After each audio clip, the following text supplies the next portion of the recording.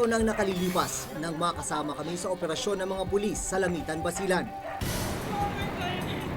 Sinalakay noon ang hideout ng isa sa mga umano'y big-time drug dealer sa lugar. Naging marahas ang mga pangyayari.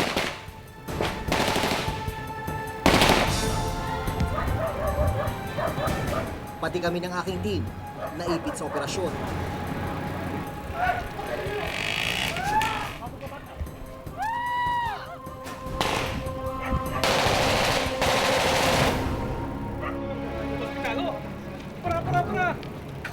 Tapos na yung putukan at balita natin may dalawa raw patay na nandun sa loob ng bahay. Noong nakarang linggo, naulit ang kasaysayan.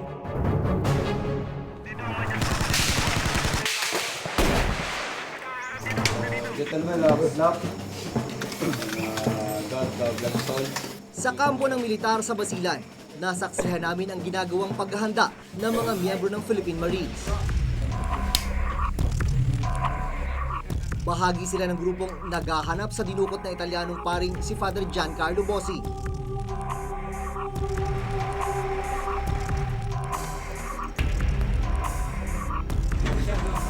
Nang araw na yon, may natanggap daw silang impormasyon sa kinaroroonan ni Father Bossi. At ito ang kanilang misyon.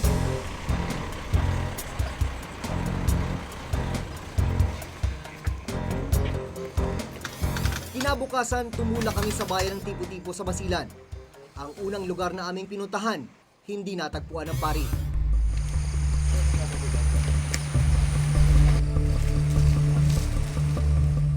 Papunta na itong tropa ngayon ng Marines dun sa sinasabi nilang susunod na target.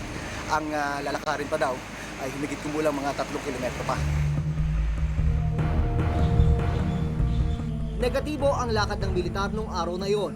Kaya agad nagdesisyong bumalik sa kanilang mga kampo.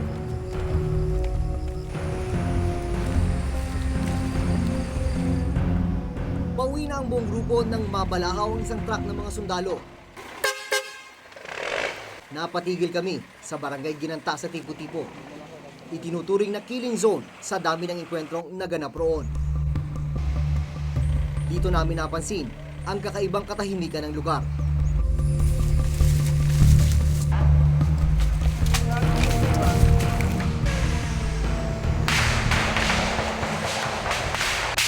Hanggang ang katahimikan, nabasag. May mga namataan daw kasi ng mga sniper na nandun sa may bahagi ng bundok na yon. At dahil doon, nagsimula na itong tansya ko yung mga 3-4 na minutong pukpukan.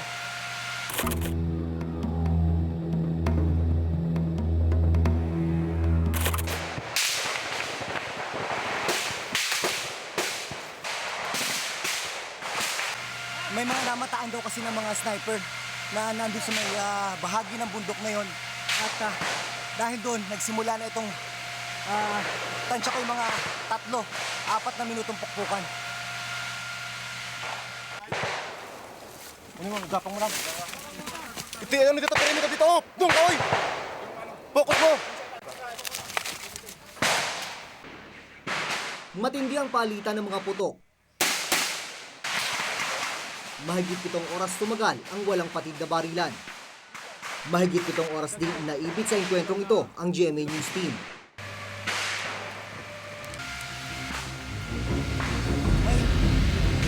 Pero sa pagpapatuloy ng bakbakan, muli kong nasaksihan ang mga problemang matagal nang bumabalot sa kondisyon ng mga sundalo. Saksi ako sa kalunos-lunos na kalagayan ng mga kagamitang militar. Habang umiinit ang labanan, nagpakawala ng mga mortar ang mga sundalo. Pero marami sa mga ito, palyado.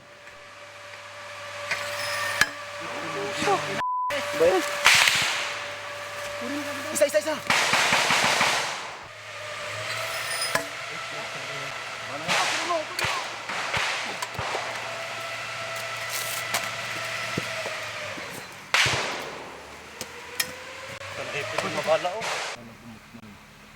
Oh, yan na. Lahat ng bala. Mabibilang lang ang mga sumabog.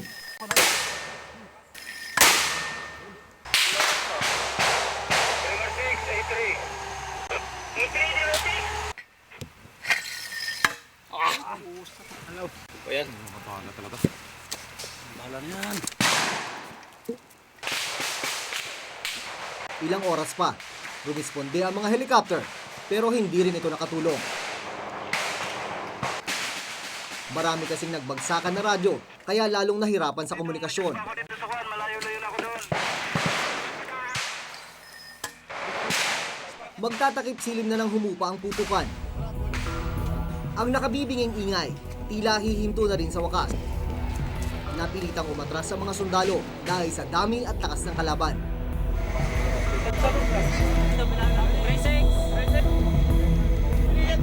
Nakaligtas ang GMA News Team sa tulong ng militar.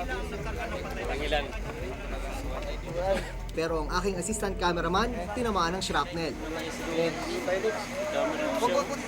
Okay ka lang? Medyo naangat yung ulo ko. Sabay merong bumagsak na siguro M203 na daplisan ako dito sa kalibang bahagi sa ulo. Nung pagtamang ganun, sinalat ko. Pagtingin ko sa kamay ko, may dugo. Ang nasa isip ko lang, mag-ingat, kumover kung saan dapat mag-cover at kumuha ng footage. Kung anong makita ko, kuha lang ako ng kuha, continuous rolling ako. Pero nakapanlulumo ang iniwang numero ng naganap na engkwentro. Kabila. Charles, bakit bukas sa kabila? 14 sa hanay ng mga sundalo ang patay. 10 sa mga ito, pugot ng matagpuan.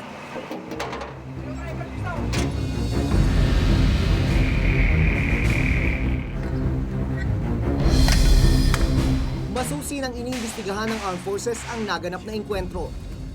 Ang nakalaban ay grupo-grupo nga at ito ay nag-involve doon sa mga Abu Sayyaf group members at meron ding lawless armed groups. But in the light of this development na meron ding claims ang MILF na meron silang participation doon, we are bringing this matter to the Ceasefire Committee on the Cessation of Hostility. Pero habang patuloy ang isinasagawang investigasyon, lumabas muli ang maraming isyu tungkol sa sitwasyon ng Armed Forces. Bukod sa bigo pa ring matukoy ang eksaktong lugar na kinaroroonan ni Father Bossy, tila ang nangyaring enkwentro ay pagpapatunay sa questionabling kahandaan ng Armed Forces na ipaglaban ang kanilang puwersa. Bakit napakaraming kailangan magbuwis ng buhay kung po pwede namang ma-prevent yan? So, hindi rin siguro tama magturo-turo tayo ng kung sino may kasalanan. Kasi may mga iba rin nagsasabi na problema ng strategy. No? Nakapanlulumo ang pangyayari para sa maraming sundalo, lalo pa para sa mga dati nilang kasamahan, tulad ni retired Sergeant Domirador Rule.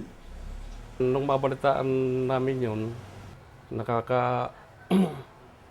parang nakakakuha ng damdamin ba?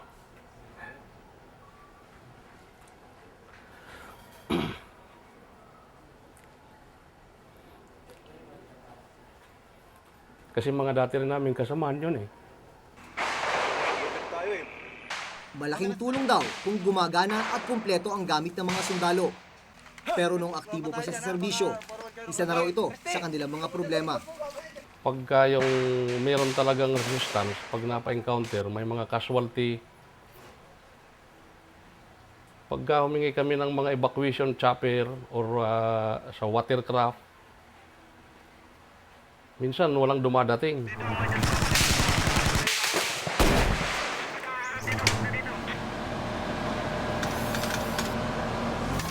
Sa Solo noong 2005, saksi ako nang tugisin ang breakaway group ni dating MNLF Chairman Nur Miswari. Nakita ko rin dito ang isang problemang hanggang ngayon ay kaakibat ng mga problemang tila hindi pa rin lubusang nasusolusyonan.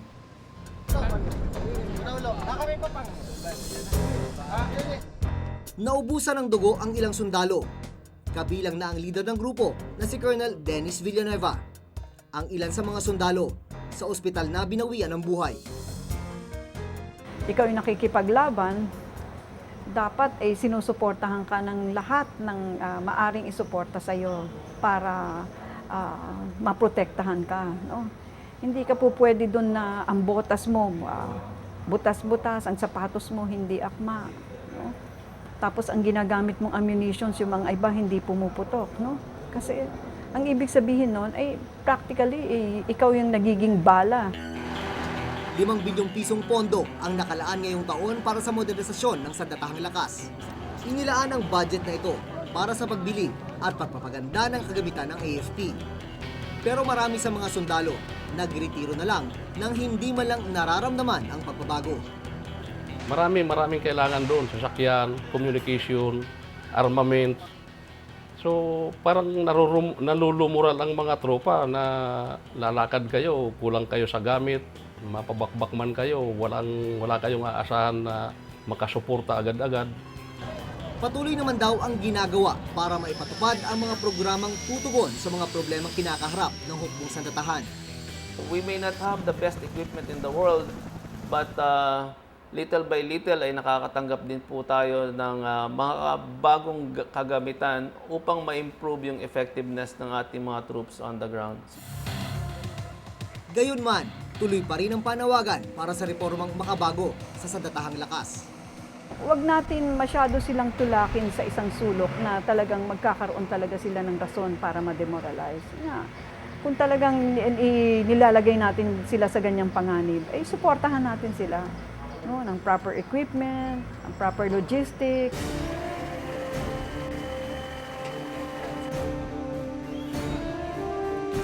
Sa bawat operasyon, alam ng mga sundalo na kakambal nila ang panganib. Pumutok man o hindi ang kanilang mga baril, tuloy ang laban. Pero handa man nilang isinusugal ang kanilang buhay. Dapat bang paabutin pa sa puntong ibubuwis nila ito? Ilan pa bang buhay ang maisasakripisyo bago lubusang matugunan ang pagbabago sa hukbong sandatahan? Ako si Jun Veneracion at ito ang nakatala sa aking Reporter's Notebook.